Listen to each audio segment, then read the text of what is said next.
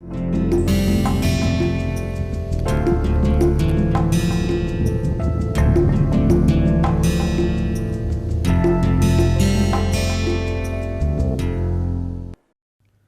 friends, welcome back to the lecture series on applied statistics and econometrics. So today we are going to talk about another advanced topic in applied econometrics and econometric theory, and that is called panel data econometrics. So before we go to formal models and all, let us have a look at today's agenda items. So, I will start today's lecture with introduction to panel data. This is a new kind of data that we have not dealt with so far in this course. So, it requires some bit of introduction, and in this lecture we are also going to cover regression models when you have panel data, and we are going to cover two different techniques for it, and they are called least squares dummy variables model and the fixed effects model. There are many other types of models available for panel data regression, but we are not going to cover in this lecture, because we are dedicating only one lecture in this course, and I just want to cover the simple concepts in panel data econometrics. But before we go to introduction to panel data, let us start by motivating you, why we need to have a new kind of data which is called panel data, or often in statistics language it is called longitudinal data. So I will take you back to one of the misspecification errors that we have studied in this course, and there you will see why availability of this kind of spatial data will help us. So, we are going to take you to the problem of omitted variable bias. So, hopefully you remember that return to schooling story through which I explained the omitted variable bias problem. So, let me remind you again if you have forgotten. So, some researcher is willing to measure the labor market returns to years of education or years of schooling. So, we have a very simple linear regression model to start with, log of wage or salary of ith individual, and we also have data on that particular person's number of years in schools and colleges. So, basically it is an education variable, and of course the stochastic term is there. Okay. So, now this looks a bit simplified model, because we had a lengthy discussion on omitted variable bias, and you probably remember that there are many other variables which affect a person's wage or salary, and some of these variables are observed and some of these variables are unobserved. So, if some variable is unobserved, you can't collect data on that, and one of such variables is a person's inherent ability and motivation. And we had a discussion in the omitted variable bias problem, how to take care of this kind of problem. But note one interesting thing: these unobserved variables, if they are not varying over time, then can we handle them much easily without looking at instrumental variables and all. So, here a very basic assumption is that some of the unobserved or omitted variables are actually not varying with time. So, if we now collect data on the same individual units over a period of time, then these variables value is not going to change. So, let me tell you about that crux of that omitted variable bias problem. So, if we estimate such a misspecified model by ULS, then we will obtain inconsistent estimate of the slope coefficient, and we are not going to get the true measure of return to schooling. And this is because there is some omitted variable which is embedded in the error term u now, and that causes a correlation to take place between this explanatory variable education and the random term u. Okay. So, the exogeneity breaks down. Okay. So, now we are saying that if you have panel data on individuals over a period of time, and ability does not change over time, then you can take difference between two equations for individuals over time, and this inherent omitted variable which is unobserved but not varying over time will fall off. So, suppose you have data on individuals over a period of time. So, at least 2 time periods, and now if you have 2 different time points data, then you can always take difference, and this unobserved variable, as it is not changing with respect to time, it can actually fall out from the equation, and that will help you, because you can avoid this omitted variable bias problem. So, this thing is going to be clear as we move on in this lecture. So, now it is time that we formally introduce panel data. So, panel data combine time series and cross sectional data points such that observations on the same variables from the same cross sectional units are followed over 2 or more different time periods.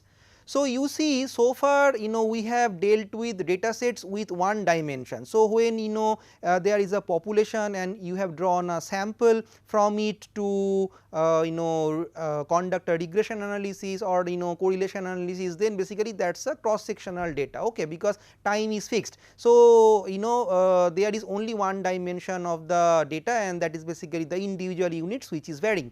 But when you have one particular variable measured for one particular unit or individual or entity like nations or regions over a period of time, then you have time series data, right. So, their time is varying, but the observation is varying with respect to time only, it is not varying from unit to unit. There is only one unit on which you have collected data for different time periods. Now, panel actually brings both parties together. So, here you are observing one particular unit, it can be an individual, it can be a farm, it can be a country, it does not matter, you observe that particular unit for a period of time, and you are observing the values of different variables on this particular unit over a period of time.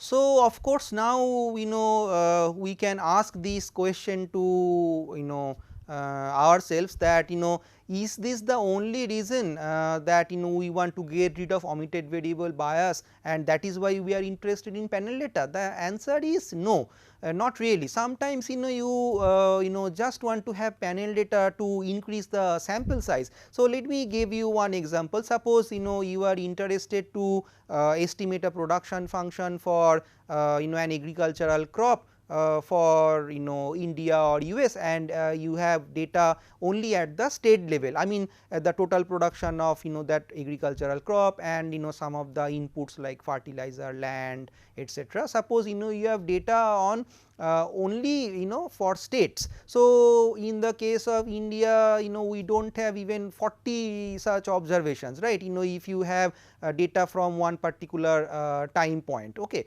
So, it is a good idea to collect data on the states for as many as years, so that you can actually generate a large data set. So, you see that panel data actually helps you to increase the sample size that you are going to use for your statistical inference analysis. Now, there is another reason why panel data is becoming more and more important, and that is basically the case of program evaluation. So, we are not going to cover this topic in today's lecture, but next lecture I plan to talk about program evaluation at length. But in a nutshell, I can say that if you have pooled data on cross sectional units, by pooled data I mean that you are observing one cross sectional unit for multiple time periods. So, if you have pooled cross sectional data, then that helps you to evaluate the impact of a particular policy or an event, and I have dedicated the next lecture to this particular issue. There you will see how panel data is going to be very useful. Now, when we encounter panel data, then actually there could be 4 types of variables in there. And here I am going to talk about briefly about these 4 types of variables. And first one is of course the variables that can differ between individuals, but do not change over time, and the examples could be gender and ethnicity. And the second type of variables could be those which change over time, but are the same for all individual units in a given time period, and the examples could be rainfall or consumer price index number.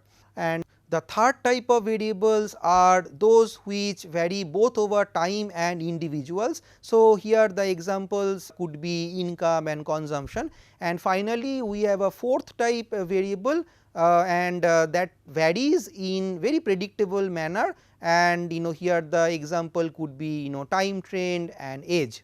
Now, we are going to talk about a very special form of panel data, where we have a set of cross sectional units and we have observed the same cross sectional units for only 2 time periods. Okay. So, if that is the case, then how we are going to handle this kind of data and conduct some regression analysis. That is what we are going to be studying in the next slide. So, the problem is that we want to estimate a regression model with 2 time periods data on a set of individuals, and suppose that there are some unobserved variables in our model. So, let us propose a general model with panel data, and this is very important, concentrate on this equation that I am discussing now, because this equation is somewhat different from the regression equations that I have shown you previously in this course. So, here you see that all the variables have 2 subscripts I and T, and what do they mean? So, here the I subscript refers to the cross sectional units, and these cross sectional units are taking values from 1 to say capital N. So, there are capital N number of cross sectional units at one time point, and then the small t subscript actually talks about the time point. So, basically if there are capital T time periods of data available on these cross sectional units, then the t value, small t value can take values 1 to capital T. Okay. So, now let us revisit this equation. So, YIT basically says that this is the value of the dependent variable for ith individual in time period t, and similarly XIT means that this is the value of the explanatory variable for the ith cross sectional unit for tth time period. And note that there is this variable Zi, so which is not varying over time, but it varies over individual. So, that is why it has this subscript I. Now, this Zi variable could be an unobserved variable on which you do not have the data. So, suppose let us go back to that old example of return to schooling, and this Z could be this inherent motivation factor or the ability of a person for which you have collected data on salary and number of years spent in school. So, let us see how we can actually now take care of this unobserved variable Zi. But note that UIT, the stochastic random term, now it actually varies over both the cross sectional units and the time units. Okay. So, that is why we are writing it as UIT. Okay. So, what could be other examples of this time invariant factor? We have discussed about the inherent ability or motivation of a person in the labor economics context. But from agricultural context you can say that it could be the nature of the soil, because nature of the soil does not change drastically in short run, but when you are estimating agricultural production function or you are trying to explain yield of a particular crop, then soil type actually plays a role, and this is generally unobserved because the econometricians many times do not find data on soil type. Okay, so now let us focus on that regression equation for time period 1. So, you see the first expression is now replaced by putting a value for t there, and that is why you see all these symbols like yi1 and xi1. Okay. And now suppose the classical linear regression assumptions are holding. So, how do you estimate this model? Okay, so here is a problem. Although you know that this is the true model, but you do not have any data on z. So, z is basically an unobserved variable, it is just sitting there in the regression equation. Okay, so then what to do? Okay, so you write down the same regression equation for time period 2, and so the first equation that I showed you, the mother regression equation, the Pannellata regression equation. Now, there you see I put the value of t equals to 2 and I get a new equation. So, that equation is at the bottom of the slide. Okay, so now we know what to do, because z does not vary over time. If we take the difference of these two regression equations for periods 1 and 2, then actually we get a new model. So, here let us take the difference between yi2 and yi1. So, here I am showing you the calculations, and you see I get a revised equation in forms of the delta operator. So, if you remember our time series discussion, I hope that you remember that delta operator. Delta operator actually talks about time difference. So, here you look at the equation 1, which is expressed in the time difference manner. So, basically delta yi means that for the ith individual, what is the difference between the value of the dependent variable in time period 2 and time period 1. Similar explanation can be provided for delta xi as well. Note that error is also going to change, and that is why we are denoting it by delta ui. But very interestingly, you see that zi variable, which was unobserved and not varying with time, that has dropped out from this revised or redefined equation, because when you take the time difference, as this particular variable z is not varying with respect to time, it will fall off. So, this is a very good news, right, because we have just eliminated the unobserved heterogeneity that was present in your regression model. Now, you can run OLS on this equation 1, and this equation 1 can be called a differenced model or first difference model, and if you run OLS on this particular equation, then that will give you the unbiased and consistent estimate of the parameter beta 1. Okay. So, this is the way you can actually handle the problem of omitted variables, say a person's inherent ability or motivation, when you are trying to get a measure for return for schooling on the salary or wage, whatever in the labor market. Okay, so if the first difference equation number 1 satisfies all the classical linear regression model assumptions, and if we actually apply OLS, then this OLS estimator of beta 1 is known as the first difference estimator. So, there is a new jargon that I am introducing here, and this is also sometimes called before after estimator. Okay. But note that there is a problem. This particular estimator will only work when you have data for 2 periods only. If you have data for 3 periods or more number of time periods, then you cannot apply this particular estimator that I just have shown you, although it has some merits. So, we have to now learn some more sophisticated regression models and techniques, so that we can handle this situation where we are lucky to have multiple time points observation for the same set of individuals.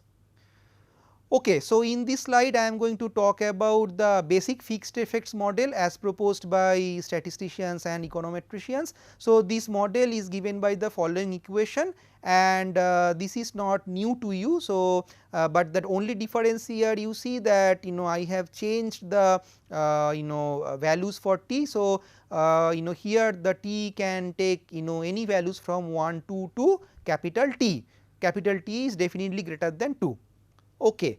So, now as my Z I, this unobserved individual heterogeneity are the entity specific or individual specific variables, but they are time invariant variables, then the above equation can be seen as one regression equation having n intercept terms, one for each entity. Okay. So, if I buy this argument, then the above regression equation can be written as yit equals to alpha I plus beta 1 xit plus uit, where alpha I is defined as beta naught, the intercept term in that original regression equation, plus beta 2 times zi. Okay. So, these alpha i's are called the entity or individual specific fixed effects, and they capture the entity specific idiosyncratic characteristics that are constant over time. Now, note that the slope coefficient is the same for all the individuals, but intercepts are now differing from one individual to the other, and that is basically the source of variation in this variable z I. So, the regression equation that I have shown here at the top of the slide, if you now insert this alpha I variable there in place of beta naught and beta 2 z I, then that regression equation is called the fixed effects regression model, and there these alphas are treated as unknown intercepts to be estimated along with the slope coefficient beta 1. Now, note that here in this regression equation I am keeping only one explanatory variable. So, does it mean that a fixed effects regression model cannot have more than one continuous explanatory variable, or some explanatory variable for which you have data? No, do not have that impression. Just for simplicity's sake I am keeping one explanatory variable here.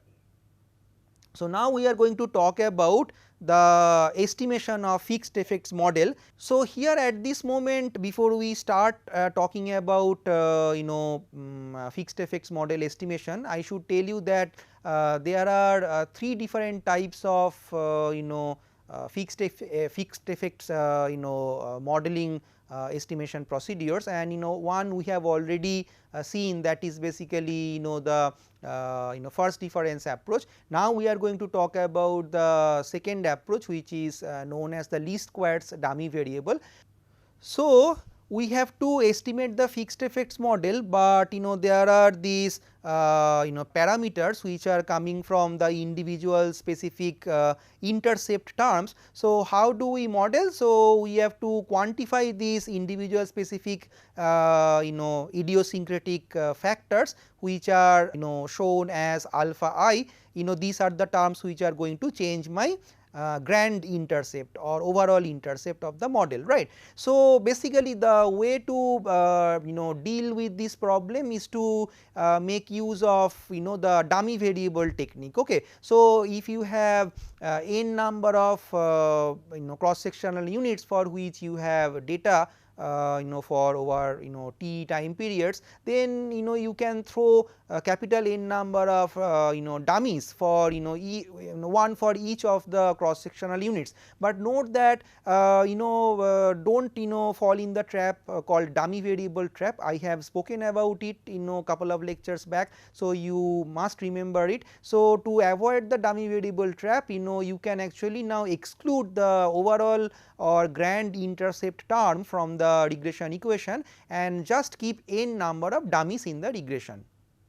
So, that is what we are doing here. So, here you see I am showing you this complicated linear regression model YIT equals to gamma 1 times d1 I plus gamma 2 times d2 I dot dot dot gamma n times dn I. So, here d1, d2, dn are basically the individual specific dummy variables. So, d1 denotes the dummy variable indicating the individual one, and then this takes value 1 for I equal to 1, otherwise it takes value 0. So, the other dummy variables will have similar interpretations, right. So, this is basically our model. Now, note that a dummy is included for each entity because we do not have an intercept included, right. So, I have already spoken about this issue. But what if you decide that no, I want to keep my grand intercept or the overall intercept for the model, then to avoid the dummy variable trap you have to introduce capital N1 number of dummy variables. So, basically you can say that the individual one is my base, and keeping him or her or that particular unit as base, you define other n minus 1 dummy variables for the rest n minus 1 observational units.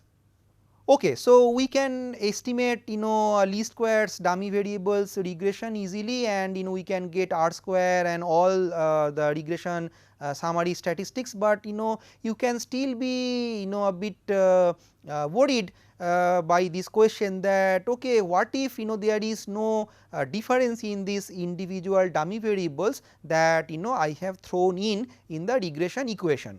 So, by that I mean to say that you could be a bit suspicious, and you can actually suspect whether there is statistical difference between these individual specific dummy variables or individual specific intercept terms. So, in a nutshell you may want to test whether jointly these terms these individual intercept terms are different or from each other or not. So, in other words you can say that I am going to test for equality of these fixed effects.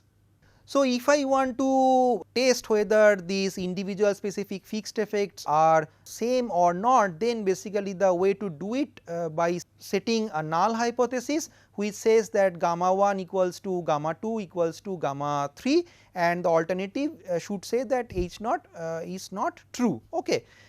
Now, note that this particular test is very similar to one test that we have studied couple of lectures before, and that was the case of a model selection, and the selection has to be made between a restricted model and an unrestricted model. So, here you can say that the regression model that you have used to estimate least squares dummy variable regression equation, that is basically your full or unrestricted model, and when you are imposing this restriction that my individual specific dummies or the intercepts are actually equal, then you are putting a restriction and then that becomes a restricted model. So, we are going to make use of the F test. So, as I said we are going to use F test as this is a kind of restricted versus unrestricted model problem. So, here we define our test statistic as F observed, and that is defined as typically how we define this F statistics. So, we have to take the difference between the sum of squares error from the restricted model and the unrestricted model. So, sum of squares of error from the restricted model is denoted by SSER, and sum of square errors from the unrestricted model is denoted by SSEU, and then that needs to be divided by the degrees of freedom, and that is basically the number of restrictions that you are imposing on your model, and this entire ratio has to be now divided by another ratio, and that is basically sum of squared error from the unrestricted model divided by its degrees of freedom, and that degrees of freedom is equal to n t minus k. So, this F observed test statistic will now follow an F distribution, and what would be the degrees of freedom for this F distribution. So, this F statistic will follow F distribution with 2 degrees of freedom, which is the number of restrictions. So, that is say j, and the other one is nt minus k. So, here in this particular regression equation, which is very specific as as illustration or as a case, here you see that the capital N takes value 3. Why? Because that is why we are throwing 3 individual dummy variables, right. And then we have k takes value 4 here, because we are going to estimate 4 parameters in the unrestricted model, and then t is the number of time periods. Now, t can take any value here, we are not specifying a particular value of t.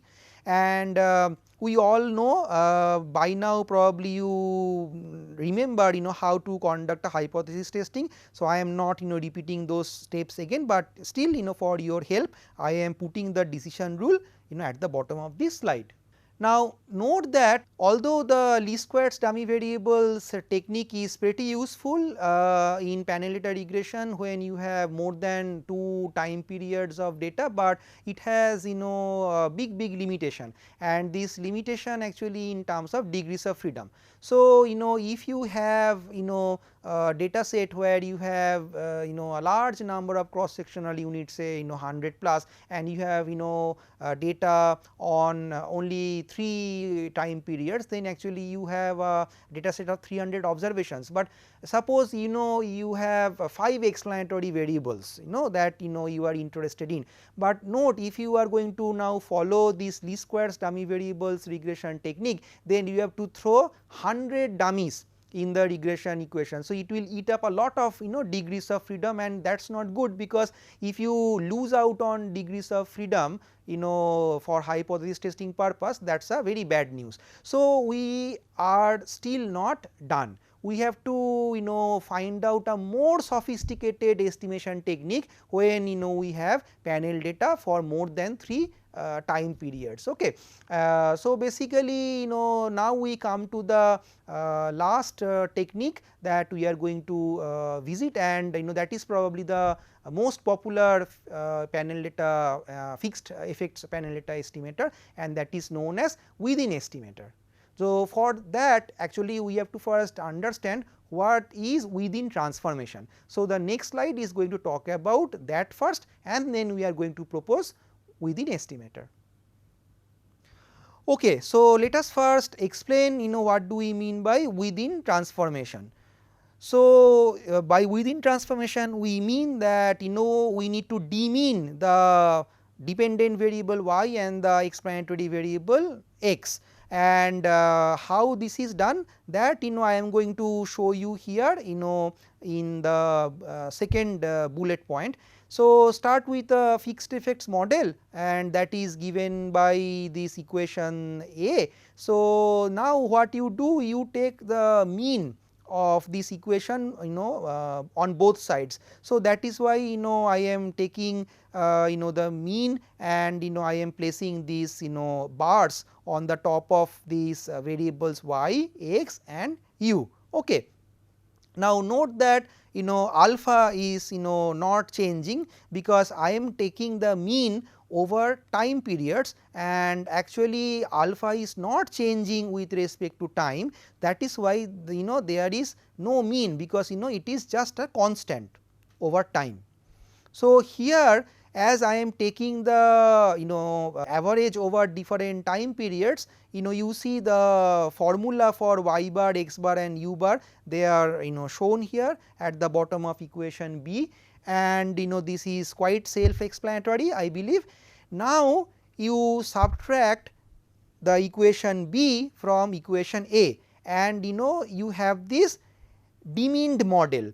So, in the demeaned model you see what we are doing, basically we are subtracting that individual specific mean from the individual specific observations. So, for the dependent variable y, that is given as y I t minus y bar I. Now, let us introduce some new notations for these demeaned variables. So, the new variables are defined by placing a tilde sign on the top of the variable. So, now the demeaned variables are y tilde I t, x tilde I t and u tilde I t. Note that by virtue of this demeaning exercise or within transformation, we have got rid of this nuisance variable, which is basically this unobserved individual specific heterogeneity. So, that fixed effect is gone. So, now you can actually apply your good old friend OLS on this redefined or demeaned or within transformed regression equation. Now, if you apply OLS technique to this fixed effects model, which is after within transformation, then you have to run OLS on these within transformed variables y tilde I t and x tilde I t. And as theoretically it can be shown that if you are dealing with this within transformed regression equation, the classical linear regression models assumptions they are holding, and the coefficient estimate that you derive from this exercise is going to be unbiased and consistent. So, this technique is called within estimation technique. So, we stop here. Next lecture I am going to come back with discussion on program evaluation, which is going to be an application of these panel data models that we have discussed here. So, join me for that. See you then. Thank you.